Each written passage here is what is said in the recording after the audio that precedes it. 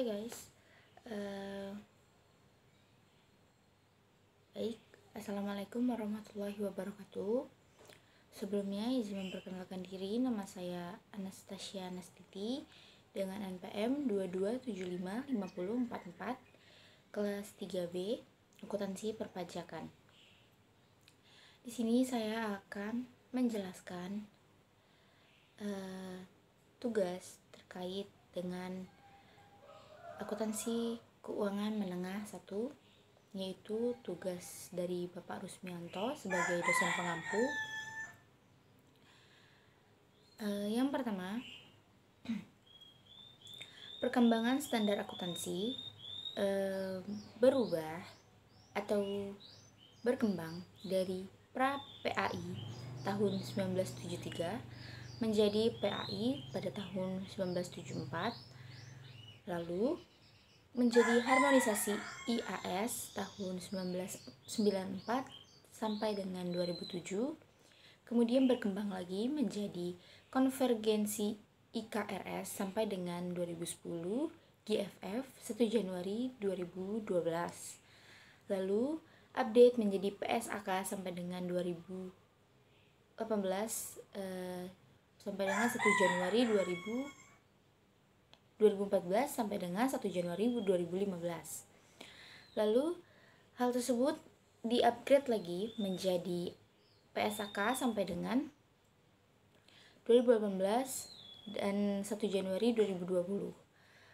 Pada 8 Desember 2008, komitmen mendukung IFRS sebagai standar akuntansi keuangan global.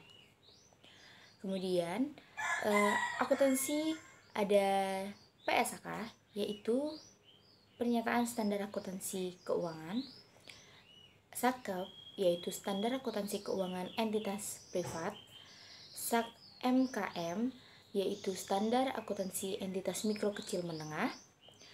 Kemudian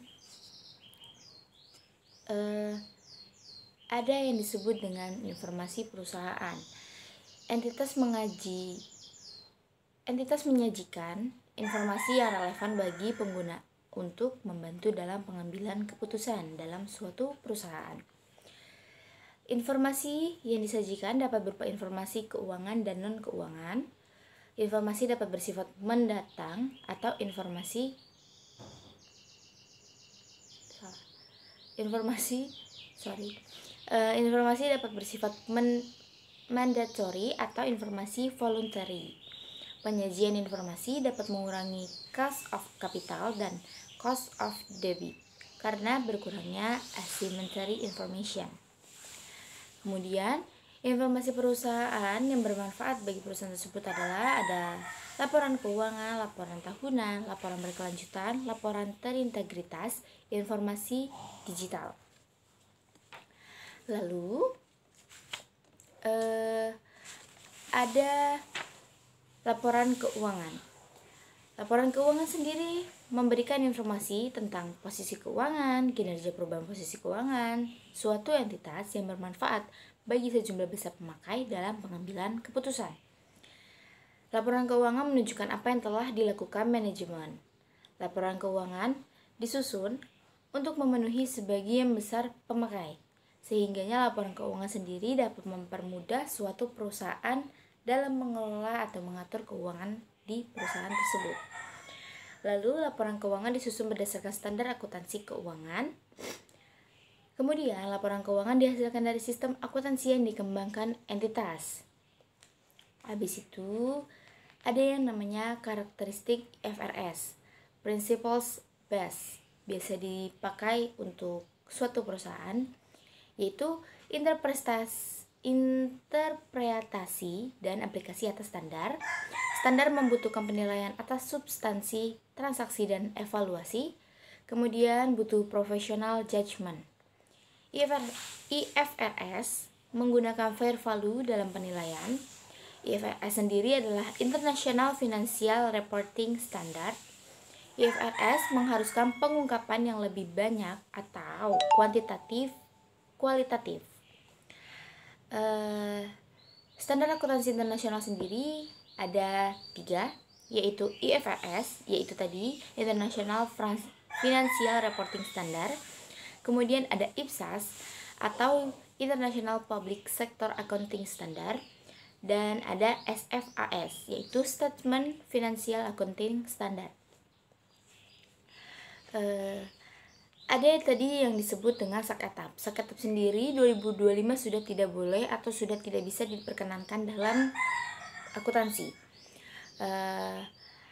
Lalu ada yang disebut dengan KKPK atau Kerangka Konseptual Pelaporan Keuangan. Tujuannya menyediakan informasi keuangan tentang entitas pelapor yang berguna untuk investor. Karakteristik kualitatif fundamental yaitu ada relevasi, representasi tepat, kemudian ada unsur-unsur laporan keuangan. Unsur-unsur laporan keuangan sendiri adalah aset, liabilitas, ekuitas, penghasilan, dan beban. Kemudian ada yang namanya pengakuan dan penghentian pengakuan. Kriteria pengakuan sendiri adalah relevasi atau ketidakpastian eksistensi. Kemudian ada probabilitas rendah dari arus masuk atau arus keluar manfaat ekonomi, yang di dalamnya terdapat representasi tepat, ketidakpastian pengukuran, dan faktor lain. Itulah mengapa probabilitas tersebut rendah dari masuk atau arus keluarnya. Kemudian ada pengukuran. Pengukuran sendiri itu adalah biaya historis atau bisa disebut nilai kini, yang di dalamnya ada nilai wajar, nilai pakai, dan nilai pemenuhan biaya kini. Itu semua masuk ke dalam dasar pengukuran. Faktor yang dipertimbangkan saat memilih dasar pengukuran adalah relevasi, representasi tepat, karakteristik kualitatif, faktor khusus untuk pengukuran awal, lebih dari satu dasar pengukuran. Sekian dari saya. Sekiranya ada kesalahan dan kekurangan dalam menjelaskan